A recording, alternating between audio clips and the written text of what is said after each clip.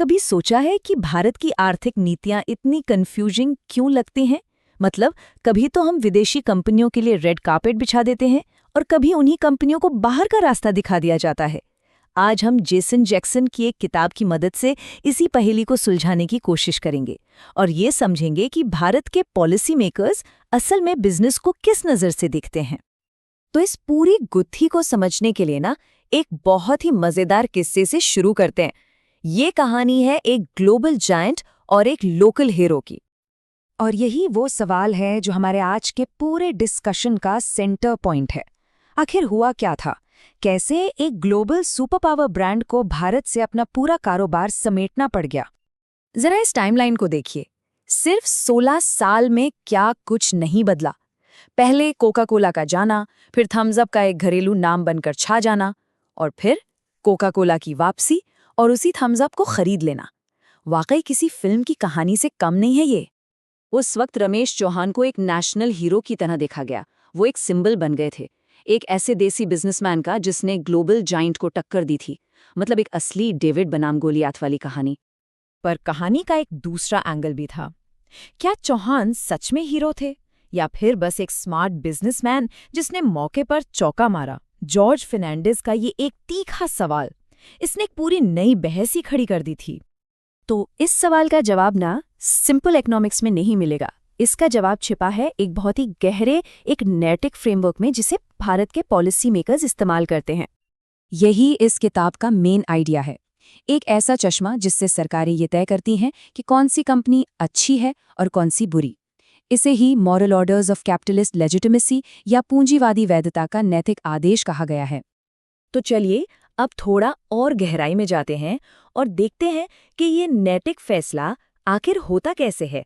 मतलब काम कैसे करता है ये पूरा सिस्टम। तो ये फ्रेमवर्क काम कैसे करता है, ये टेबल इसे बहुत साफ साफ दिखाती है। देखिए, चाहे कंपनी भारतीय हो या विदेशी, उन्हें 2 कैटेगरी में बांटा जाता है। एक तरफ है पारंपरिक व्यापारी, जिनका मकसद सिर्फ और सिर्फ मुनाफा कमाना है, और दूसरी तरफ है आधुनिक उद्योगपति, जो देश की तरक्की में भी हाथ बटाते हैं। तो मतलब साफ है, एक तरफ वो लोग हैं जो बस शॉर्ट टर्म फायदे के लिए आते हैं, सट्टा लगाया, पैसा कमाया और निकल लिए। वो सिस्टम से सिर्फ वैल्यू खींचते हैं, कुछ नया नहीं बनाते। और दूसरी तरफ वो हैं जो लंबे समय के लिए इन्वेस्ट करते हैं, नई टेक्नोलॉजी लाते हैं और देश में प्रोडक्शन की कैपेसिटी को बढ़ाते हैं। और मज़े की बात यह है कि सोचने का ये तरीका कोई नया नहीं है। इसकी जड़ें बहुत गहरी हैं, भारत के कॉलोनियल पास्ट तक जाती हैं। ब्रिटिश मैनेजिंग एजेंसियां इसका सबसे बड़ा उदाहरण है। उनका एक ही मकसद था, भारत से पैसा निकालना। देश का विकास हो या ना हो, उससे उन्हें कोई मतलब नहीं था।